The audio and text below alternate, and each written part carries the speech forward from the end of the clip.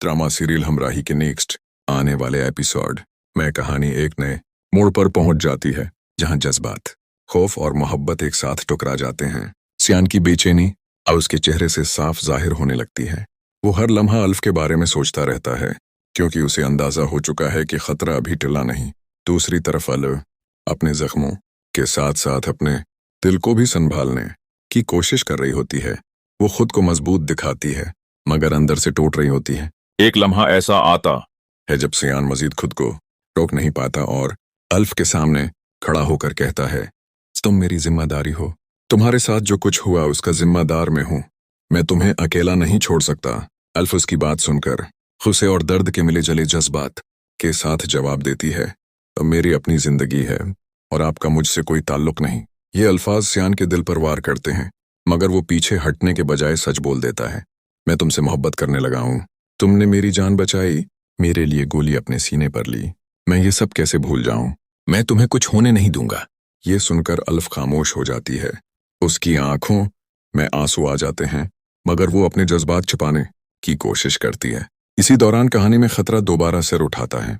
वो लोग जो पहले अल्फ को नुकसान पहुंचाना चाहते थे, एक बार फिर उसकी तलाश में निकल पड़ते हैं। अब सियान के लिए ये सिर्फ जिम्मेदारी नहीं बल्कि मोहब्बत की जंग बन जाती है। एपिसोड के आखिर में एक सनसनीखेज मंजर देखने को मिलता है, जहां अल्फ अकेली एक सुनसान जगह पर होती है और अचानक कुछ साए उसके करीब आते दिखाई देते हैं, और दूसरी तरफ सियान उसे ढूंढने के लिए बेताब होकर हर जगह तलाश कर रहा होता है। क्या सियान वक्त पर अल्फ तक पहुंच पाएगा?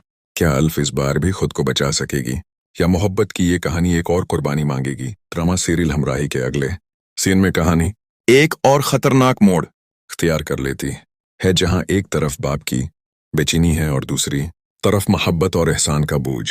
गाजी यूसुफ के चेहरे पर पहली बार खौफ साफ नजर आता है। वो तेज कदमों से चलते हुए जिक्रिया के पास आता है और सख्त लहजे में कहता है, तुम सियान को समझाओ वो इस लड़की का पीछा छोड़ दे। इस एक लड़की की वजह से पहले ही बहुत कुछ हो चुका है। मैं मजीद कुछ बर्दाश्त नहीं कर सकता। जिक्रिया कुछ लम्हे खामोश रहता है, फिर गहरी सांस लेकर जवाब देता है, सियान ऐसा नहीं करेगा गाजी साहब। अली ने उसके लिए जो कुछ किया वो उसे भूल नहीं सकता, और अब अल्फ वो भी उसकी जिम्मेदारी बन चुकी है। वो नहीं चाहता कि उसके साथ कुछ गलत हो। ये सुनकर गाजी यूसुफ का गुस्सा और खौफ दोनों बढ़ जाते हैं। वो कर्सी पर हाथ मारते हुए कहता है, मैं अपने बेटे को लाला के लोगों से दूर रखना चाहता हूँ। तुम्हें अंदाजा भी है वो लोग कितने खतरनाक हैं। अगर सियान ने ये जिद न छोड़ी तो हम सबको उसकी कीमत चुकानी पड़ेगी। जिक्रिया उसकी बात सुनकर संजीदा हो जाता है, लेकिन उसकी आंखों में भी उलझन वाज़ेह होती है। गाजी यूसुफ उसके करीब आकर आहिस्ता मगर मजबूत आवाज में कहता है, जो भी करना पड़े तुम सियान को समझाओ। उसे हर कीमत पर यह मुल्क छोड़ना होगा और फौरन वापस जाना होगा। यही उसके लिए बेहतर है और हम सब के लिए भी। इसी वक्त मंजर बदलता है। सियान दौड़ खड़ा ये सब सुन लेता है।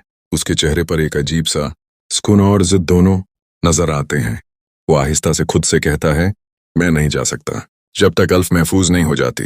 इधर अल्फ एक बार फिर खतरे में घटती जा रही है और लाला के आदमी उसके करीब पहुंचते जा रहे हैं। अब कहानी एक ऐसे मोड़ पर आ खड़ी हुई है जहां सियान को फैसला करना होगा, अपने बाप की बात मानकर सब कुछ छोड़ दे या फिर मोहब्बत और एहसान के लिए हर खतरा मोल ले ले। क्या सियान वाकई मुल्क छोड़ देगा, या वो सबके खिलाफ जाकर अल्फ का साथ देगा? अगला सीन इन फैसलों को और